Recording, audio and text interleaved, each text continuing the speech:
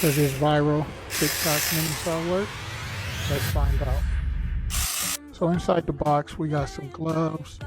We got the um, chainsaw itself, and we have some batteries. We have two 20-volt batteries.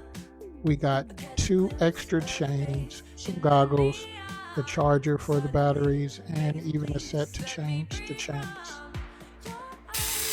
Let's get this bad boy started.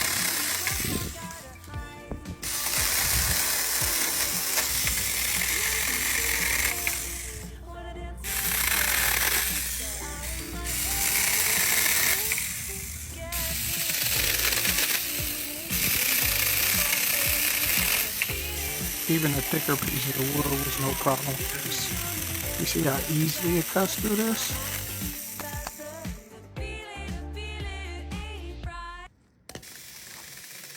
Even treated wood was no problem for this. It cut through like butter, as you can see. Man, to be so small, man, this thing packs a big punch, man. It did all of this quick, fast, and easy. Man, go get you one in the TikTok shop right now today because you need this.